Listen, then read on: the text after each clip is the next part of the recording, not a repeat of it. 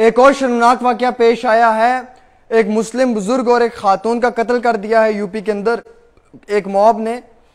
इस बुजुर्ग का नाम अब्बास अली है, उम्र 50 ईयर्स बताई जा रही है। इनकी अहलिया का नाम कमरुन्निसा है, जिनकी एज 53 ईयर्स बताई जा रही है।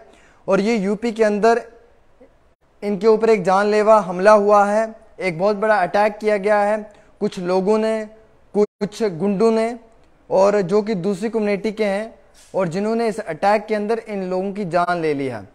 आयरन से, रॉड से, स्टिक से इन लोगों को बहुत मारा है और इन लोगों की तड़प तड़प कर मौत वाकया हो गई है। ये बड़ा दर्दनाक वाकया उत्तर प्रदेश के अंदर पेश आया है। इतला निकल कर आ रही है कि बुजुर्ग, ये दोनों कपल बताए जा रहे हैं जिनकी उम्र 50 और 53 ईयर्स बताई जा रही है।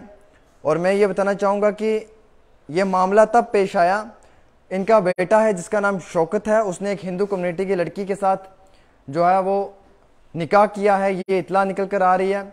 2020 में जब इस लड़की के साथ ये निकाह करने गया था तो उस वक्त में वो लड़की माइनर एज की थी, और कानूनी मुताबिक ये चीज़ साबित होती है कि माइनर एज के बच्चे का स्टेटमेंट रिकॉर्ड नहीं होता है।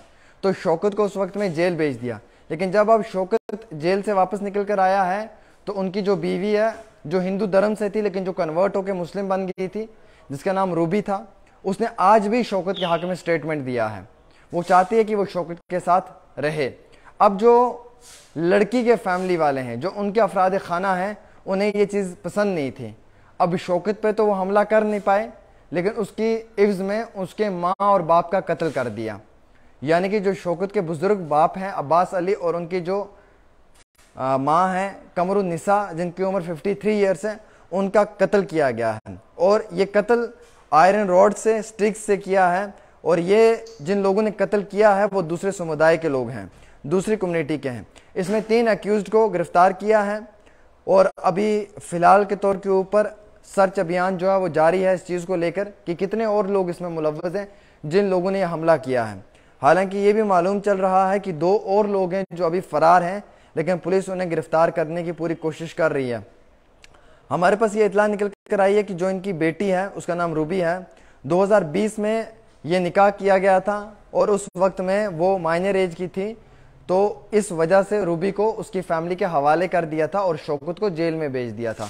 लेकिन जब शौकत जेल से निकल कर वापस आए तो रूबी ने एक बारी फिर से शौकत के हक में स्टेटमेंट दिया और उसने कहा कि मुझे शौकत के साथ रहना है, जिस चीज़ को दूसरी समुदाय के लोगों ने बिल्कुल बर्दाश्त नहीं किया और उन लोगों ने जो है वो फाइनली शौकत के माँ और बाप का कत्ल कर दिया है।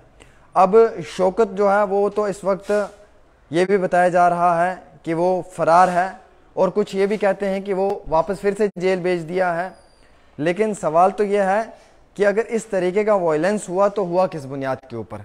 अगर शौकत की गलती है तो उसके माँ बाप ने क्या बिगाड़ा? जो उसके माँ बाप बुजुर्ग हैं, जिनकी उम्र 50 साल है और उसकी माँ की उम्र 53 ईयर्स है, कानून को हाथ में लेने का मकसद क्या है?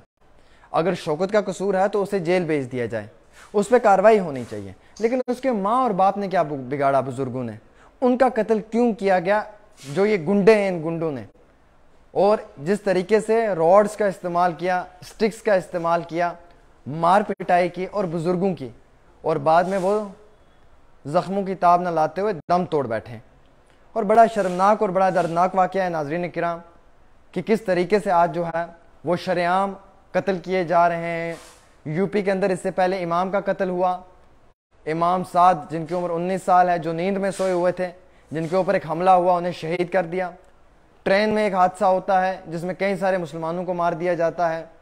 अब जो है वो एक और कपल को मारा गया है, और जिनकी उम्र 50 साल है, जो बुज़ुर्ग हैं, उनकी जो अहलिया है, जो उनकी शरीक हयात है, उनकी उम्र भी 53 ईयर्स है। तो लगातार जो ये इस तरीके के मामले पेश आते हैं ये बड़े दर्दनाक होते हैं और बड़ा दुख भी होता है कि आखिरकार क्यों बार बार इस तरीके से उत्तर प्रदेश के अंदर जो है वो लगातार एक कम्युनिटी के लोगों को टारगेट किया जा रहा है। अगर किसी इंसान की गलती है तो उसे सज़ा मिलनी चाहिए, और कानून सज़ा दे भी रहा है। हमें देश के कानून पे भरोसा है, हमें इस कॉन्स्टिट्यूशन पे भरोसा है, हमें इस देश के लॉ पे भरोसा है, और हमें मालूम है कि उन लोगों के खिलाफ सख्त कार्रवाई होती है जो भी गलत तरीके से किसी काम में मुलविस होता है। लेकिन खुदारा ये कौन सा इंसाफ है कि आप एक मजलूम इंसान को मार पिटाई के साथ उसको कत्ल कर देते हैं। ये कहाँ का इंसाफ है? और वो शख्स जिसकी उम्र 50 साल और जिसकी बीवी की उम्र 53 ईयर्स, मतलब मारने वाले कितने दर्दनाक हैं कि 50 साल के बुजुर्ग इंसान का कत्ल किया। उसका क्या कसूर है? उसने तो अपने बेटे शौकत को नहीं कहा था कि आप एक लड़की को लेकर भागो। उसने तो अपने बेटे को ये नहीं कहा था कि आप किसी गैर मजहब की लड़की से शादी करो। तो उस माँ और बाप का क्या कसूर है जिनका कत्ल किया गया है? अगर औलाद गलत है तो सज़ा मिलनी चाहिए, लेकिन अगर लड़की लड़के के हक में स्टेटमेंट्स दे रही है और अब वो माइनर नहीं है, वो मेजर है, तो इसमें कानूनी कार्रवाई होगी। इसमें कत्ल करने वाली कोई भी चीज़ नहीं पैदा होनी चाहिए। लेकिन मालूम नहीं यूपी के अंदर क्यों इस तरीके से बार बार एक सिंगल पार्टिकुलर कम्युनिटी को टारगेट किया जा रहा है सरकार के अंदर। और अफसोस ये है कि ये सरकार इस चीज़ के ऊपर कोई कार्रवाई भी नहीं कर पा रही है सख्ती के साथ। आपने देखा इमाम साद का कत्ल कर दिया, आपने ये भी देखा कि कई सारे और जो लोग हैं उनका भी कत्ल कर दिया, और आज जो कत्ल हुआ है ये भी बड़ा दर्दनाक है। और हम मजम्मत करते हैं कड़े अल्फाजों में कि इसके खिलाफ कार्रवाई होनी चाहिए, और जो भी लोग इसमें मुलव्विज़ हैं उनके खिलाफ भी सख्त कार्रवाई होनी चाहिए। क्योंकि ऐसा नहीं होना चाहिए, किसी भी मज़हब के किसी भी इंसान पे कोई भी गैर जानिबदाना हमला नहीं होना चाहिए। किसी भी मज़हब के किसी भी इंसान के ऊपर जो है वो गलत तरीके से, गैर कानूनी तरीके से अटैक नहीं होना चाहिए, चाहे वो मुस्लिम है या हिंदू है।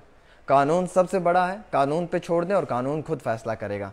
अभी किसी को भी ये हक नहीं दिया है कि आप किसी भी मुसलमान के ऊपर जो है या किसी भी हिंदू भाई पे जो है वो खुद अटैक करें और कानून को अपने हाथ में लें। हम कड़े अल्फाजों में इसकी मजम्मत करते हैं, और यूपी की सरकार को चाहिए कि जो ये गुंडे थे जिन लोगों ने इस तरीके का हमला किया, इन पर सख्त कार्रवाई होनी चाहिए।